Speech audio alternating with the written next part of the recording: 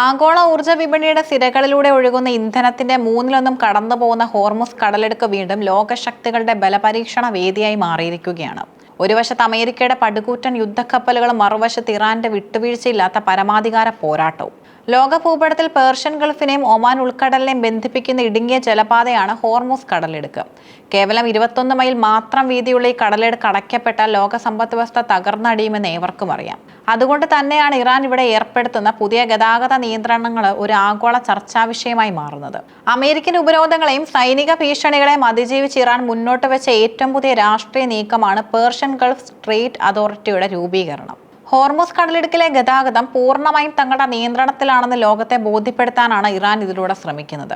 ഇറാന്റെ പുതിയ നിയമപ്രകാരം ഈ പാതയിലൂടെ സഞ്ചരിക്കാൻ ആഗ്രഹിക്കുന്ന ഓരോ കപ്പലും കപ്പൽ വിവര പ്രഖ്യാപനം എന്ന രേഖ സമർപ്പിക്കണം. ഇതിൽ ഉൾപ്പെടുത്തിയിരിക്കുന്ന 40-ലധികം ചോദ്യങ്ങൾ നാവിക ലോകത്തെ അമ്പരപ്പിക്കുകയാണ്. കപ്പലിന്റെ ഉടമസ്ഥാവകാശം, ലക്ഷ്യസ്ഥാനം എന്നിവയ്ക്ക് പുറമെ ജീവനക്കാരുടെ ദേശീയത, ചരക്കിന്റെ കൃത്യമായ സ്വഭാവം, മുൻപ് സന്ദർശിച്ച തുറമുഖങ്ങൾ തുടങ്ങിയ അതീവ രഹസ്യാത്മകമായ വിവരങ്ങൾ ഇറാൻ ആവശ്യപ്പെടുന്നു.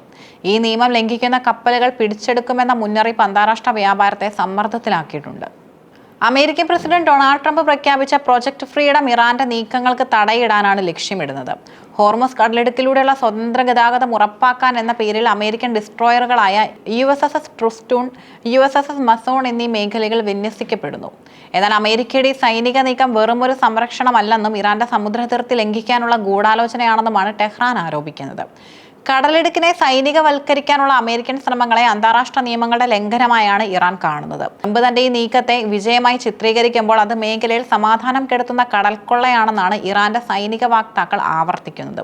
2026 മെയ് 7 രാത്രിയും മെയ് 8 പുലർച്ചെയുമായി ഹോർമുസ് കടലിടുക്കിലുണ്ടായ സൈനിക ഏറ്റുമുട്ടലുകൾ ആഗോള വിപണിയെ വിറപ്പിച്ചു. ജാസ്കിന്റെ സമീപം ഇറാനിയൻ എണ്ണ ടാങ്കറിനെ അമേരിക്കൻ കപ്പലുകൾ തടയാൻ ശ്രമിച്ചതാണ് സംഘർഷത്തിന് തുടക്കമിട്ടത്. അമേരിക്കയാണ് ആദ്യം വെടിനിർത്തൽ ലംഘിച്ചതെന്ന് ഇറാൻ തെളിവുകൾ സഹിതം വ്യക്തമാക്കുന്നുമുണ്ട്. ഇറാന്റെ തിരിച്ചടി കേവലം പ്രതിരോധമായിരുന്നില്ല. നിരവധി സ്ഥലങ്ങളിൽ അമേരിക്ക നടത്തിയ വ്യോമാക്രമണങ്ങൾക്ക് പകരമായി ചബഹറിന് തെക്ക് ഭാഗത്തുള്ള അമേരിക്കൻ സൈനിക ആസ്തികൾക്ക് നേരെ ഇറാൻ അത്യാധുനിക മിസൈലുകളും ഡ്രോണുകളും ഉപയോഗിച്ച് ആഞ്ഞടിച്ചു. തങ്ങളുടെ മണ്ണിൽ ഒരു തരി ആക്രമണം പോലും അനുവദിക്കില്ലെന്ന് ഇറാന്റെ ഇച്ഛാശക്തിയാണ് അവിടെ കണ്ടത്. ഹോർമുസ് കടലിടുക്കിലെ ഓരോ വെടിയൊച്ചയും ആഗോള സാമ്പത്തിക ക്രമത്തിൽ വലിയ ചലനങ്ങൾ ഉണ്ടാക്കുന്നു. യുദ്ധഭീതിയെ തുടർന്ന് എണ്ണവില ബാരലിന് $101.50 കുതിച്ചുയർന്നു. ഇത് ലോകമെമ്പാടുമുള്ള ചരക്ക് നീക്കത്തെയും നിത്യോപയോഗ സാധനങ്ങളുടെ വിലയെയും ബാധിക്കും. അമേരിക്കയ്ക്കുള്ളിൽ തന്നെ ട്രംപിന് ഈ നീക്കം വലിയ തലവേദനയാണ്. ഗ്യാസോലിൻ വിലയിൽ ഉണ്ടായ 40% വർധനവ് അമേരിക്കൻ ജനതയെ പ്രകോപിപ്പിച്ചിട്ടുണ്ട്. ട്രംപ് ഇതിനെ ലാപ്ടോപ്പ് എന്ന് നിസ്സാരവൽക്കരിക്കാൻ ശ്രമിക്കുന്നുണ്ടെങ്കിലും മിഡിൽ ഈസ്റ്റിലെ അമേരിക്കൻ ആധിപത്യത്തിന്റെ തകർച്ചയുടെ തുടക്കമായാണ് രാഷ്ട്രീയ നിരീക്ഷകർ ഇതിനെ വിലയിരുത്തുന്നത്. ആയുധങ്ങൾ കൊണ്ട് മാത്രമല്ല, നയതന്ത്രം കൊണ്ടും ഇറാൻ ഈ പ്രതിസന്ധിയെ നേരിടുന്നുണ്ട്. ഇറാൻ മുന്നോട്ട് വെച്ച 14 പോയിന്റ് സമാധാന പദ്ധതി മേഖലയിലെ സുരക്ഷ ഉറപ്പാക്കാൻ ലക്ഷ്യമിട്ടുള്ളതാണ്.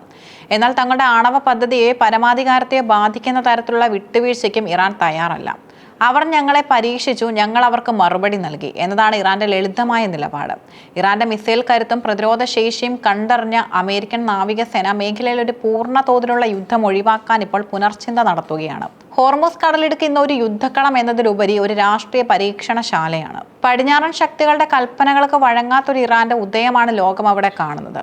ഇത് ഞങ്ങളുടെ കടലാണ്, ഇവിടെ ഞങ്ങളുടെ നിയമമാണെന്ന് ഇറാന്റെ ഡിക്ലറേഷൻ പദ്ധതി ആഗോള നാവിക ഗതാഗതത്തിന്റെ ചരിത്രത്തിൽ ഒരു പുതിയ അധ്യായം എഴുതി ചേർക്കുന്നു.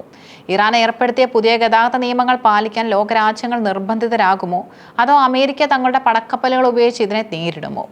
ഈ ചോദ്യങ്ങളുടെ ഉത്തരമാണ് വരും മാസങ്ങളിലെ ആഗോള രാഷ്ട്രീയത്തെ നയിക്കുക. എണ്ണയുടെ ഒഴുക്ക് തടയപ്പെട്ടാൽ അത് ആഗോള സാമ്പത്തിക മാന്ദ്യത്തിന് വഴിവെക്കുമെന്നതിനാൽ സമാധാനപരമായ ഒരു പരിഹാരത്തിനായാണ് ലോകം കാത്തിരിക്കുന്നത്. ഹോർമുസ് കടലിടുക്കിലെ സംഘർഷം കേവലം ഇറാനും അമേരിക്കയും തമ്മിലുള്ളതല്ല. അത് വൻശക്തികളുടെ ആധിപത്യത്തിനായുള്ള ഒരു പ്രാദേശിക ശക്തിയുടെ പോരാട്ടമാണ്. ഇറാന്റെ നിശ്ചയദാർഢ്യം മേഖലയിലെ മറ്റ് രാജ്യങ്ങൾക്കും പുതിയൊരു ദിശാബോധം നൽകുന്നുമുണ്ട്. അമേരിക്കൻ സൈനിക വ്യൂഹങ്ങളെ സാക്ഷിയാക്കി കപ്പലുകളോട് ചോദ്യങ്ങൾ ചോദിക്കാൻ ഇറാൻ കാണിക്കുന്ന ആർജവം മിഡിൽ ഈസ്റ്റിലെ ശക്തി സമവാക്യങ്ങൾ മാറുകയാണെന്നതിന്റെ വ്യക്തമായ സൂചനയാണ്.